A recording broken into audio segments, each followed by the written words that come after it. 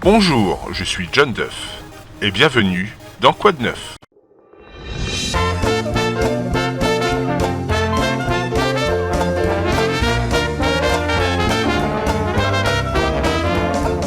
L'actu cette semaine, c'est encore et toujours la grève générale. Plume et jaune en tête, suivi par les étudiants, puis la SEGETE, les retraités et même les handicapés. Force à vous, les gens. Écologie maintenant, les écologistes camemberistanais, alarmés concernant l'intensification de l'effet de serre, en cause l'émission de gaz très dangereux pour la couche d'ozone lors des manifestations des Plumes et jaunes. En effet, l'usage de grenades lacrymogènes par les forces de l'ordre ont montré un pic de pollution à chaque acte des Plumes et jaunes. Il y a eu plusieurs études pour vérifier si cela ne venait pas de la consommation de soupe à l'oignon ou de cassoulet excessive. Mais non, cela ne venait pas d'un excès de méthane produit par les Plumes et jaunes en pétant, mais bien des grenades lacrymogènes. Greenpeace demande une audience urgente auprès de notre président Macron, son premier ministre Sonny et le ministre de l'Intérieur Castagnette pour en débattre et trouver une solution moins nocive pour l'environnement. Ce mercredi, c'est notre Premier ministre, M. Sonny, qui a convoqué les journalistes pour exposer le plan des retraites. Voici l'image du fond de sa pensée, après avoir entendu les revendications des manifestants contre ce projet de réforme. Enfin un gouvernement qui nous écoute, mais qui ne veut pas donner ce qu'on lui réclame.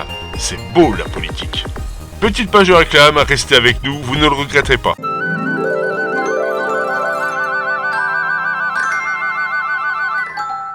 Nouvelle urgente, Batman au micro. Avis à tous nos amis. Message extrêmement important. C'est capital. C'est palpitant. Assez de superlatifs, Batman, et venons-en au fait. Rokugan est la référence numéro 1 dans ce qui concerne la pop culture.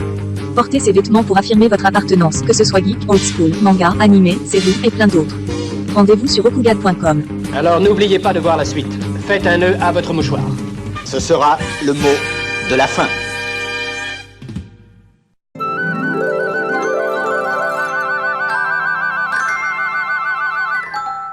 Vous êtes toujours dans Quoi de neuf, merci d'être avec nous. L'actu, c'est aussi les préparatifs de Noël et au palais présidentiel, on s'affaire. On retrouve en duplex notre cher président du Camemberistan, Monsieur Emmanuel Macron. Monsieur Macron, vous m'entendez? Oui, monsieur Duff, bonsoir.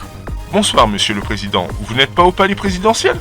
Si, mais avec Brigitte, on a redécoré et comme c'est beaucoup les châteaux forts, on a fait un château fort.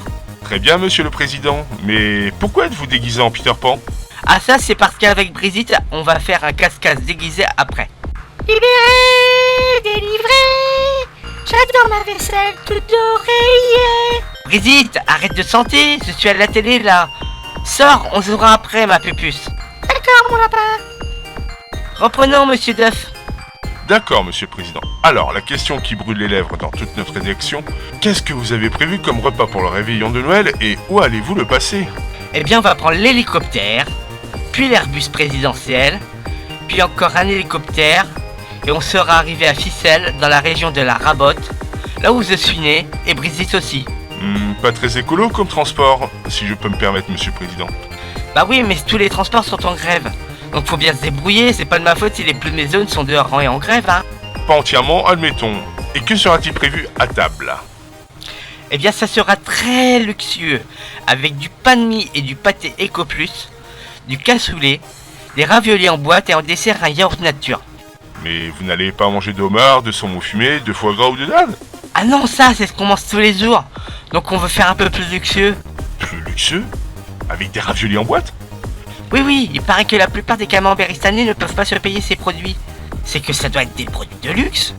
Vu la politique menée depuis 30 ans, il est vrai que se nourrir est devenu un luxe de nos jours. Merci, monsieur le président, pour le temps que vous nous avez consacré. Bonne fête de fin d'année à vous et à vos proches. Merci à vous, et vos proches aussi. Brigitte, tu peux te casser, j'arrive. Sans transition, nous venons d'apprendre que le Père Noël n'effectuera pas sa tournée comme d'habitude, qu'elle doit répondre à des normes et des revendications de plusieurs groupes de personnes. Pour commencer, adieu le traîneau tiré par les rennes, les véganes et pétas créent la maltraitance et la cruauté animale. Il emploiera à la place un véhicule motorisé par voie musculaire et électrique grâce à des panneaux solaires et la force de ses jambes. Fini le costume en fourrure rouge et en hermine blanche, il devra porter un costume en chanvre bio, cultivé et tissé très proche de son lieu d'habitation pour répondre aux exigences altermondialistes. Pour son véhicule également, il devra provenir de matériaux éco-responsables et recyclables. Donc, adieu le traîneau en bois rare et en métaux précieux. Les féministes ont réclamé qu'il rase sa barbe, représentant le manspreading. Les LGBTQWXYZABCD lui ont demandé d'arborer une coupe de cheveux ni masculine ni féminine. Du coup, il arbora une coupe mi-longue couleur arc-en-ciel. Et voici l'image finale du Père Noël du 21e siècle. L'humanité a vraiment très bon goût. Quoi de neuf, c'est fini pour cette semaine. Merci d'être toujours aussi fidèles à nous suivre. Nous vous souhaitons un joyeux Noël. N'oubliez pas de liker, de partager, de laisser un commentaire, de vous abonner et d'activer la cloche. Surtout à Noël, on aime le son de cloche. À la semaine prochaine!